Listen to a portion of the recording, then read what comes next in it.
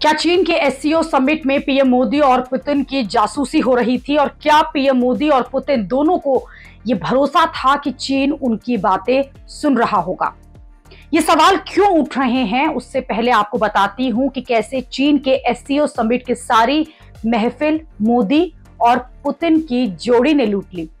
सबसे ज्यादा चर्चा मोदी और पुतिन की ही हुई। चीन के सोशल मीडिया प्लेटफॉर्म की वीवो पर लोग यही बातें कर रहे थे कि कैसे पुतिन मोदी और एक ही कार में जो है उन्होंने ट्रैवल किया और कैसे रूस के राष्ट्रपति ने 10 मिनट तक प्रधानमंत्री मोदी का इंतजार किया।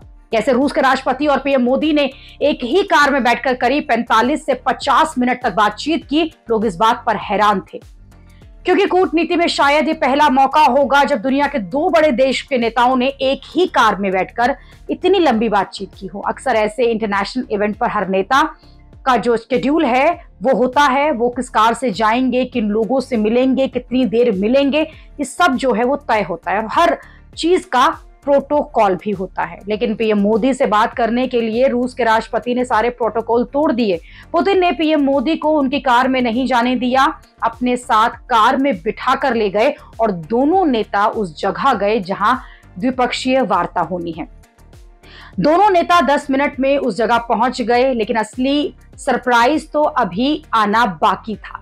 वेन्यू पर पहुंचने के बाद भी मोदी और पुतिन कार से बाहर नहीं आए, बल्कि कार में ही बातें करते रहे और करीब 45 मिनट तक वो बातचीत की। कार में मोदी और पुतिन के 1-to-1 बातचीत हुई और साथ में शायद ट्रांसलेटर तक रहा हो। अब इस सवाल ये है कि क्या आखिर ऐसा क्या मुद्दा था जिसके लिए दोनों नेताओं को अकेले में 45 से 50 मिनट की बातचीत करनी पड़ी? क्या ये बातचीत ट्रंप को लेकर थी? क्या ये यूक्रेन युद्ध को लेकर थी? एक बात तो पक्का है कि मोदी और पुतिन के बीच जो बातचीत हुई है वो बहुत सीक्रेट लेवल की है। इसलिए राष्ट्रपति पुतिन ने अपनी कार में ही पीएम मोदी से बातचीत की। लोग कह रहे हैं कि पूरे चीन में पुतिन की कार ही वो जगह थी जहां चीन जो है वो उनकी बातें नहीं सुन सकता था, जहां चीन उनकी जासूसी नहीं करवा सकता था।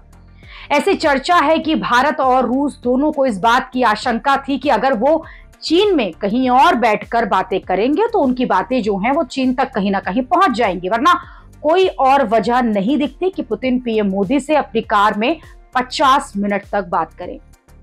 ये बातचीत तो चीन में कहीं भी एकांत में बैठकर हो सकती थी, लेकिन क्योंकि ये बातचीत बहुत सीक्रेट लेवल की होगी, इसलिए मोदी और पुतिन ने कार के अंदर ही बातचीत करना सही समझा। वैसे तो चीन रूस का भी अच्छा दोस्त है, लेकिन रूस भी ये जानता है कि चीन भारत की तरह भरोसेमंद दोस्त नहीं है। यही वजह है कि पुतिन ने पीएम मोदी को अपनी कार में बिठाकर बातचीत की और ये बातचीत क्या हुई, अब इसी की चर्चा हो रही है।